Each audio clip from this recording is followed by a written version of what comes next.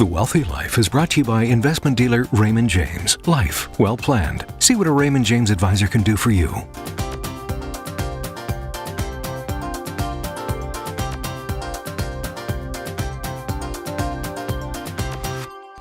With us today are Liz Hurly and Bernardine Perrerria, financial advisors and cross-border specialists. Welcome to the show. Thank you. Liz, tell me a little bit about your background. I want to hear about it. Oh, well, thank you very much. I actually started in the bond cage at Canada Trust and worked my way up. In fact, we were 3 floors underground, and they used to post notes saying, "Please don't feed the animals." Because it sounds like you work in a cage. Yes, exactly. And I figured out I didn't want to be in the cage for the rest of my life. So I actually worked at Citibank in operations, and then I went and worked for a small investment counseling firm. And that's where I really learned about investments. I worked for a fellow named David Oxley, and he made me stand up, and every hour on the hour I had to track 3-month, 6-month, 1-year treasury bills all across, every hour, and the paper went all across the wall. And wow. After that, it was a great learning experience. And then, because you get a really good feel for the market. Yes. And after that, I started with Shell Canada Pension Fund, and we managed money both for the fixed income and the equity side. So you've got a long history of finance behind I do. you. Bernadine, how about yourself? Well, I have a varied career, and I would say this is honestly my 4th career. In my early 20s, I was in an upstart business, and we took sales from 0 to over $1 million in 5 years. Wow, yeah, impressive. Yeah, so I got my business education on the ground.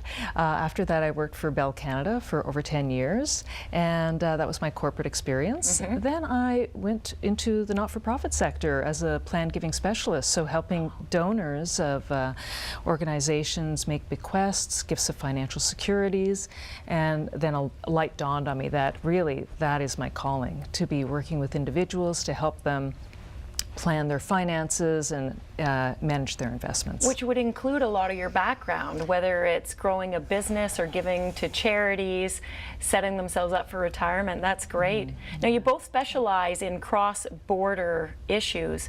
What does that look like? I mean, who is it that you work with most? Executives and professionals who, Americans living in Canada, Canadians who move to the U.S., the border is nothing to them, so they're pursuing opportunities, work opportunities, and then they find that they have assets, financial assets on both sides of the border. And it's not that easy, is it? No. People can't just move back and forth across the border. Yeah. I think people don't realize the implications. And to be compliant and not to run afoul of some laws, you should really consult with a cross-border investment specialist. And for example, we've had people show up at our office with checks, IRA checks, their retirement funds that brokers have cashed out and sent them the checks. Now they do have 60 days to roll that back over. So just to clarify, so an IRA is like an RRSP in Yes. Canada. Mm-hmm. It's the American version of a registered retirement savings plan. Yep. And so if I was an American and I had an IRA, my retirement account there, and I decide to move to Canada, you're saying that a lot of the U.S. investment firms can't handle that. That's right. And so instead they just say, okay, you've moved to Canada. They sell it out, send them a check for the money. Aren't there huge tax implications for doing that? Totally. Yes. So then the IRS takes a big chunk of their money and they're left with what's... There could be. So this is why often people, we've had people arrive at our office with the check because they have 60 days to roll it into a new IRA. Otherwise, they face huge penalties, yes, withholding taxes and whatnot. So what are their options? How do they avoid that? Well, pre-planning before they move across the border. Oftentimes, having a conversation with their broker there that they are moving, and Yes. oftentimes they'll then, get notice that, oh, well, we can't really help you. So then working with accountants and lawyers as well to plan, and working with individuals like us who can help them we can hold assets on both sides of the Canada-US border. And that's because you have your securities licenses on both sides of the border. Correct. And the firm you work for is licensed on both sides of the border. Right. And that's, I mean, most people wouldn't even know or think about that.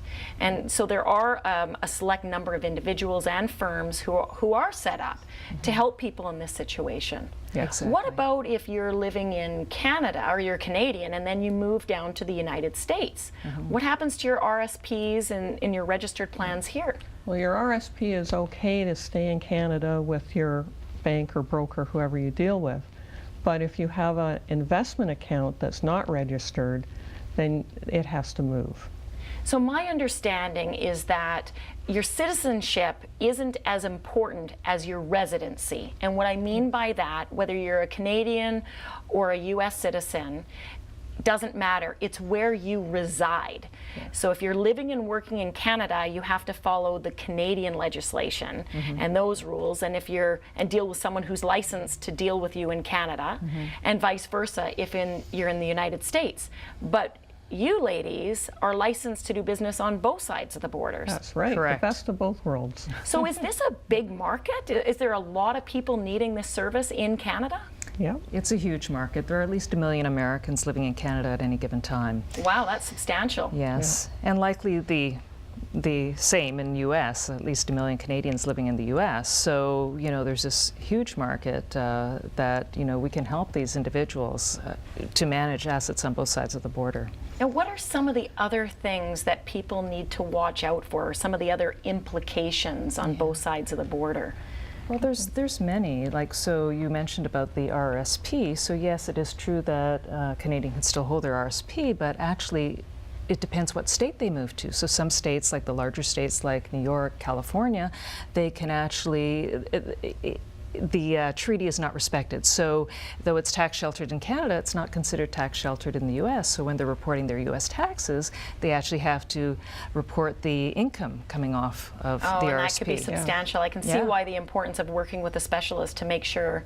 I don't think anybody wants to pay more in taxes than they need to. And definitely, it's hard enough to deal with one taxman in Canada chasing after you, but to have two taxmen chasing after you on both sides of the border? Yeah. I don't know, do people sometimes then just denounce their citizenship in the U.S. and live in Canada? It happens. Yes. It happens. We've had several clients who've done that. Yeah. Because my understanding is a U.S. citizen always has to file in the United States, even if they move to Canada. Correct. Exactly. They have a tax filing obligation for the rest of their lives, no matter where they live in the world. Wow. Yeah. So they are tied. I guess the U.S. government wants to spend their money on good things. And it's on their worldwide assets. Wow, this has been extremely informative. Do you have any piece of advice for people today who are in this cross-border situation? Well, yes, get advice, get expert advice, because you get advice on immigration, you get it on relocation, but a lot of people don't get it on their investing, and that can be such an important part of their life. And they need to look at it before they move so they don't end up with that after-tax check at the end of the day. Exactly. Well, thank you, ladies, for being on the show today. Thank you, Sybil. Thank you. And for our viewers, if you want to know all the facts on cross-border relocating, contact us at thewealthylife.com. And when we return, find out who makes investment decisions for you if you're incapacitated.